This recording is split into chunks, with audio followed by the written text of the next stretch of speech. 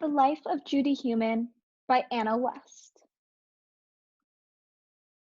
If you have ever felt different, if you have ever felt sad, if you have ever felt alone, there's no reason to be mad. The story begins with a tough little girl. Judy Heumann is her name. In her tale, you'll find power and friendship, and that her spirit is not one to tame. So let's get a move on. Let's start this story so we can learn about her glory.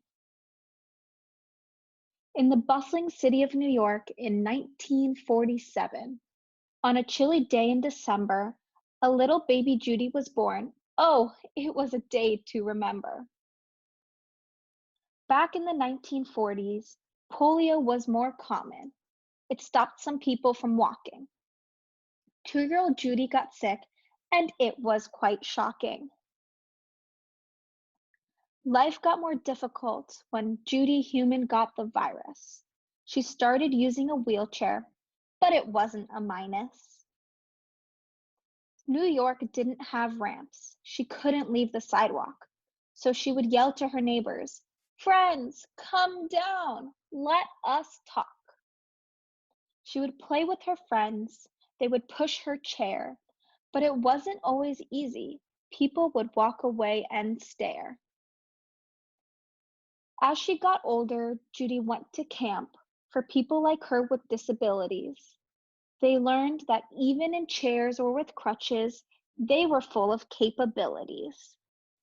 When the world kept them silent, Judy and her Camp Gen Ed friends knew their voices would always matter, and there, the disability rights movement grew.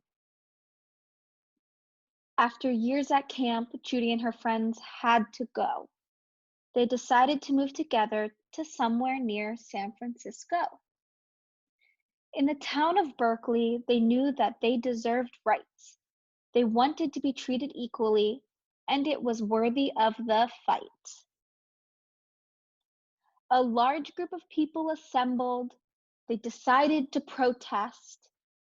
They stood outside government buildings, but they needed to nest. They stormed inside the buildings.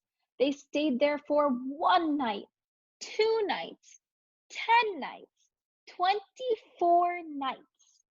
They didn't care how long it would take. They knew they deserved their rights. Because they couldn't leave, the Black Panthers heard their call. Shipments of beds, food, and shampoo were there to help them all. Where is Judy in this part of the story, you may begin to ask? Well, let me tell you that she was the leader of this giant task. Judy organized the sit-ins around the US to push the government to enforce a bill for Section 504 of the Rehabilitation Act, so that cities had ramps, accessible schools, and much more. After a day, and another, and 25 total, the bill was acknowledged once and for all. Now there were ramps, access to schools, and rules, and this was normal protocol. Judy's mission to bring equality has not quite ended. While the sit-in and protests had passed 504, she had helped millions of people, but there was much more in store. Since those days, she has created organizations. She has even helped President Clinton. She made sure that special education was fair, but even after that, her work was not done. Judy went on to work at the World Bank, but after years, she got a knock on her door. President Obama was looking for her. "Judy Heumann," he said, "for you, I have a big chore. Will you please support me? I need your advice on how to make good decisions on disability rights. Please, don't make me ask you twice." Judy went along and hasn't stopped. Every day that she is on this earth, she looks around and says, "You have so much worth." So when you feel like the world is against you, remember that you are like Judy Heumann. You deserve to be heard. You deserve to be treated like a human. So here's the final lesson before we need to say goodbye. Don't let people hold you back. Don't just look away and sigh. Be like Judy. Be proud. Remember your power and fight really loud. The end. Glossary. Acknowledge. Accept.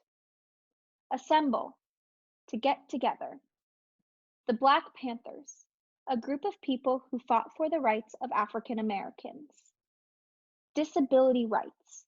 Belief that people with disabilities deserve dignity, opportunities, and choices. Enforce. To make sure that everyone follows the rule. Polio. Polio is short for poliovirus. It is a sickness that makes your muscles less strong. It was more common when Judy Heumann was young, but now there is a vaccine, or a shot, so people don't get sick. Protest. To show people that you disagree. Protocol. The proper or agreed upon way of doing something. Section 504 of the Rehabilitation Act. This part of law made sure that every person with a disability could go to school, and every workplace made sure that people with disabilities could work there.